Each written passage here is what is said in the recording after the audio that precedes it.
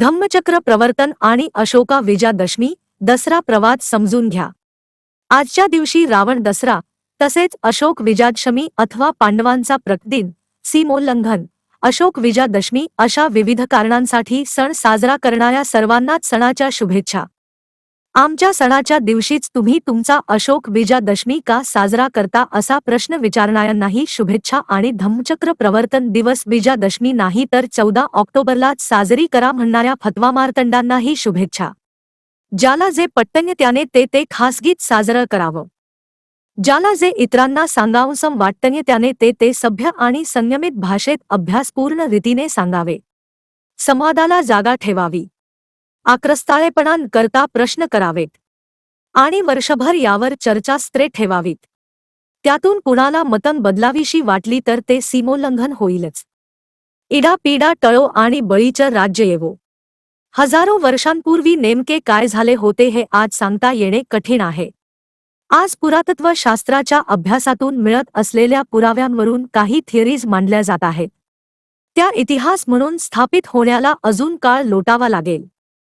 मात्र या थिअरीजला निश्चित अशा अभ्यासाची जोड आहे हे नाकारता येणार नाही। आज अस्तित्वात असलेले सण हे कुणाच्या तरी पराभवाला साजरा करण्यासाठी आहेत हे ही निर्विवाद सत्य आहे। बलिप्रतिपदा आणि नरकचतुर्दशी हे सण तर सरळच एकाच कुटुंबातल्या सम्राटांच्या हत्येचे आहेत हे त्या सणातच सांगितलेले आहे। हे सर्व दानव अनार्य होते। त्यांच्यावर आर्यांचा विजय हा पुढे सणात रूपांतरित झाला। आता इतिहास असे सांगतो की या लढाया पुराणात सांगितल्या तशा हजारो वर्षांपूर्वीच्या नाहीतच। मुळात ही पुराणे पहिल्या शतकापासून लिहिली गेली आहेत। बळी हा तर इथल्या कुणब्यांचा राजा आहे। इडापिडा टळो आणि बळीचं राज्य येवो हे आजही शेतकरी बाया कानावर बोट मोडून म्हणत असतात। शेतक्याला आजही बळीराजाच म्हटले जाते। संभाजी ब्रिगेड। त्यामुळे शंका आहेतच। या शंका घेणे म्हणजे आमच्या भावना दुखावणे किंवा आमच्या सणालाच तुमचा इतिहास का ही विकृती आहे असे म्हणणारे पुरोगामी देखील चिकित्सा नाकारण्याचा कुटीलपणा करत असतात। हे सोयीस्कर पुरोगामी हीच खरी धोंड आहे चिकित्सेमधली। जे सनातनी आहेत त्यांच्याकडून अपेक्षा नाहीत, अजिबात नाहीत, ते या इतिहासाला विरोध करता येत नाही म्हणून बिग्रेडी इतिहास म्हणणार यात शंकाच नाही। गंमत म्हणजे ते बाबासाहेबांना मानतात। आता बाबासाहेबांनी पुष्यमित्र शुंगाने मौर्य सम्राट बृहद्रथाची हत्या केली हे पुराव्यानिशी लिहिले। तेव्हा संभाजी ब्रिगेड होती का? की बाबासाहेब संभाजी ब्रिगेडचे कार्यकर्ते होते? की महात्मा फुले संभाजी ब्रिगेडमध्ये होते? संभाजी ब्रिगेड ही 2000च्या आसपास सक्रिय झाली। त्यात हौशे, नवशे, गवशे आले। जसे संघाचे भक्त असतात तसेच अर्धवट माहितीवर बोलणारे या संघटनेत सुद्धा असतात आणि आंबेडकरी चळवळीत सुद्धा असतात। अशा अर्धवटांना शोधून हुडकून त्यांच्याशी अभ्यासपूर्ण चर्चा करणाऱ्या विद्वानांची थोरवी काय सांगावी। विजयादशमी। गांभीर्याने अभ्यास करणाऱ्या काहींशी अधूनमधून बोलणे होत असते। त्यांच्या म्हणण्यानुसार विजयादशमी हा सण चंद्रगुप्त मौर्याच्या आधीपासून चालत आलेला आहे। या सणाचा आणि त्या काळातल्या क्षत्रियांचा जे मूळचे अनार्य होते अशांचा संबंध आहे। चंद्रगुप्ताच्या आधीचे घराणे म्हणजे नंद किंवा महानंद यांच्या राज्यातही हा सण साजरा होत होता। भारताची सांस्कृतिक राजधानी तेव्हा पाटलीपुत्र म्हणजे आजची पटना हीच होती। खरे म्हणजे आर्यावर्त म्हटल्या जाणाऱ्या प्रदेशाची संस्कृती हीच देशाची संस्कृती मानली जाते। पण इतर संस्कृती देखील नांदत होत्या। दक्षिणेत ओणम, पोंगल हे मोठे सण त्याच काळापासून साजरे होतात। विजयादशमी हा सण दक्षिणेत साजरा व्हायला लागला त्याचा इतिहास खूप अलीकडे येईल। संसर्गाने हे होते। सार्वजनिक गणेशोत्सव तर अधिकृतपणे बाळ गंगाधर टिळकांनी सुरू केला। त्याआधी असा सण नव्हता। हळूहळू तो पुण्याच्या वेशीबाहेर गेला। 1960 पर्यंत मुंढव्यात सार्वजनिक गणपती बसत नव्हता। लोक वर्तमानपत्रं घेऊ लागले आणि हळूहळू तो पसरत गेला। आज हा सण महाराष्ट्रातच नाही तर भारतात पसरला आहे। सणांचे सांस्कृतिक आक्रमण असे असते। कलिंग युद्धानंतर अशोकाला पश्चात्ताप झाला। विजयादशमीचा हा सण बुद्धाच्याही आधीपासून आहे। अभ्यासक असे मानतात की निश्चित दिवशी सण साजरा होत नसणार। राजाने दवंडी पिटवली त्या दिवशी विजयोत्सव म्हणजे विजयाच्या प्रीत्यर्थ उत्सव साजरा होत असावा। कधीतरी मोठ्या विजयानिमित्त परंपरेने दरवर्षी उत्सव साजरा करण्याची प्रथा रूढ झाली असावी. इतिहासात विजयादशमीला योगायोग सापडतात. खरे तर हा सण गाठूनच तत्कालीन सम्राटांनी त्यांची महत्त्वाची कार्ये आरंभली असावीत. कलिंग युद्धानंतर अशोकाला पश्चात्ताप झाला. त्याने युद्ध नको बुद्ध हवा ही घोषणा केली. तो दिवस योगायोगाने विजयादशमी नसून युद्ध झाल्यानंतर अनेक महिन्यांनी विचारपूर्वक अशोकाने विजयादशमीला घोषणा केली असावी. तर्कांना फाटा देत केलेल्या मांडणीमुळे अनेकदा अशा थिया हास्यास्पद करून टाकणारे सैनिक हे चिकित्सेमधली धोंड आहे. दुसऱ्या प्रकारचे लोक हे आपण मूर्ख नाहीत याची काळजी घेणारे असतात. ते या सैनिकांची दशा पाहून सावध पवित्रे घेत असतात. अभ्यास चिकित्सा यांनाही नकोच असते. तर्काने मुद्दे मांडणेही नको असते. ही मंडळी आमच्या सणाला तुमचा इतिहास का या चतुराईला बळी पडत असतात. यातूनच मग ही मंडळी पुरोगामी असल्याचा आव आणून वेगळे काही सांगू पाहणाऱ्यांचे मुद्दे पाहता त्यांना झोडपून महान बनत असतात. राजाचा आदेश शिरसावंद्य. सम्राट अशोकाचा अशोक विजयादशमी या नावाने शिलालेख आहे का हे मला निश्चित माहीत नाही. मला तेवढा वेळ मिळालेला नाही. जेव्हा मिळेल तेव्हा अशोक विजयादशमी नावाने हा सण अशोकानंतर साजरा होत होता हे मी खात्रीपूर्वक सांगू शकेन. मात्र अशोकाने विजयादशमीला मोहिमा केल्या आणि युद्ध थांबवले याबद्दल दुमत नाही. फक्त हा सण नेमका कोणत्या दिवशी हे सांगता येणे कठीण आहे. कारण त्या काळच्या सम्राटाने आपल्या सोयीने उत्सवाचे आदेश दिलेले आहेत. त्या काळी काही धार्मिक भावना दुखावल्या जात नसत.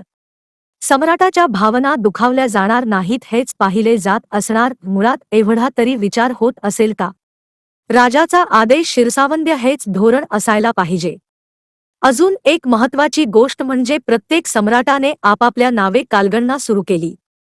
त्या कॅलेंडर प्रमाणे विशिष्ट दिवशी जरी उत्सव साजरा होत असेल तरीही नव्या सम्राटाने ते कॅलेंडर फक्त नाव बदलून आपल्या नावे सुरू केले तरच त्या अमुक एका दिवशी विजयोत्सवाची परंपरा अबाधित राहू शकेल. नाहीतर कॅलेंडर म्हणजे शके सुरू करताना कालमापन तेच राहिले पण महिने बदलले तर त्यात फरक पडेल. इतिहास हा श्रद्धेवर आधारित.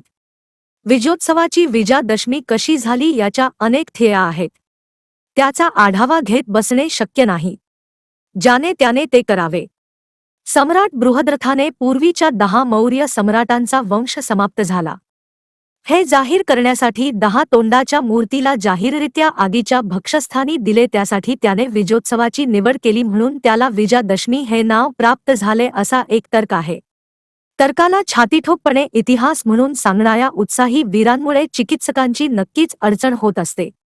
कारण ही थिअरी कितपत सत्य आहे याचा अभ्यास करणे ही एक प्रक्रिया आहे. त्यालाच ऐतिहासिक तथ्यांची छाननी म्हटले जाते. इतिहास असाच असतो. रावणाच्या इतिहासाचे पुरावेच नाहीत हेही सत्य आहे. त्यामुळे सध्या सुरू असलेला इतिहास हा श्रद्धेवर आधारित आहे. त्यावर प्रश्नचिन्ह लावणे म्हणजे विकृती आणि ऐतिहासिक तथ्यांची मांडणी करण्याचा प्रयत्न केला की बिगरेडी हा पवित्रा सध्याच्या एकूणच लादण्याच्या प्रक्रियेत आता ठळक होत चाललेला आहे. बरेचसे पुरोगामी अशा वेळी सनातन्यांना मदत करत असल्याचे दिसून येते. क्रांती प्रतिक्रांती. बाबासाहेबांनी सुरुवातीला विजयादशमी हा पराभवाचा सण असल्याने नाकारला. मात्र ही पराभूत मानसिकता नकारात्मकतेकडे घेऊन जात असल्याने त्याचं सकारात्मकतेमध्ये रूपांतर करण्यासाठी आणि पुष्यमित्राने जी प्रतिक्रांती केली ती उलट फिरवण्यासाठी विजयादशमीच्या दिवशीच धम्मचक्र प्रवर्तन केले. याचा जळफळाट अनेकांमध्ये दिसून येतो. फक्त ते उघडपणे बोलता बुद्धिभेदाचं तंत्र अवलंबण्यात येतं. यात शिवाजी महाराजांच्या जयंतीचा वाद महत्त्वाचा ठरतो. तिथी की तारीख या वादाचा फायदा उचलत ब्राह्मणांनी तुम्हाला तिथी चालत नसेल तर विजयादशमीला धम्मचक्र प्रवर्तन कसा हा वकिली प्रश्न टाकला.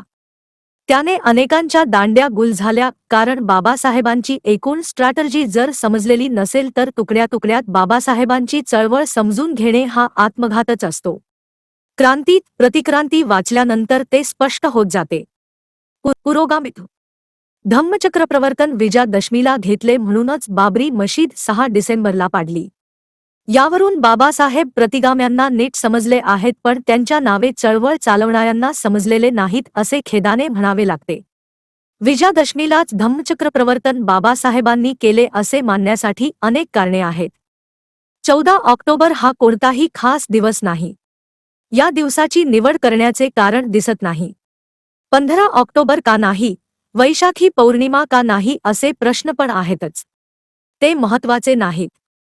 गेले काही वर्षे हा वाद चालू असताना त्यात पडलो नाही. मात्र बाबासाहेबांची एकूण रणनीती पाहता अखेरच्या दिवसात बौद्ध धम्म देणे ही जशी प्रतिक्रांतीची सुरुवात होती तशीच ती विजयादशमीलाच सुरू करणे हाही अभ्यासपूर्ण निर्णय वाटतो. त्यामुळे ज्यांना ज्या कारणाने हा सण साजरा करायचा आहे त्यांच्या मान्यतांप्रमाणे त्यांनी तो करावा. आम्ही काही घरात घुसून शस्त्र गळ्याला लावत नाही. किमान मांडणी करण्याचे स्वातंत्र्य तरी असेल ना. आमच्या सणालाच का असे म्हणणारे पुरोगामी आता हे विश्लेषण वाचल्यावर तरी मान्य करतील ना. बिनबुडाचे असेल तर सांगावे. नक्कीच फेरविचार करू. मला वाटते पुरोगामित्व त्यालाच म्हणत असावेत. आमच्या मान्यतांना का धक्का लावता असा आड्डाण पवित्रा घेणे हे पुरोगामित्व असेल तर राहिलं. मग पुष्यमित्राने जसे निर्णय लादले तसे तुमचेही फतवे पुरोगामी आहेत हे मुकाट्याने मान्य करूच की पुन्हा एकदा सनातन्यांकडून अपेक्षाच नाहीत आणि नव्हत्या पुरोगामी आहोत असा दावा केल्याने तुमच्याशी थोडासा संवाद करावासा वाटला इतकेच. राजकारणात एखाद्या पक्षाचे मांडलिकत्व पत्करले की मग चिकित्सेला मर्यादा येतात. सर्वांना खुश करणे हा राजकीय पक्षांचा धर्म असतो. त्यांना प्रबोधनासाठी वेळ नसतो. म्हणूनच राजकीय पक्षांपासून थोडे अंतर ठेवणे योग्य वाटते. लेखन किरण चव्हाण. लेखक सामाजिक आंबेडकरी चळवळीतील अभ्यासक विश्लेषक आहेत.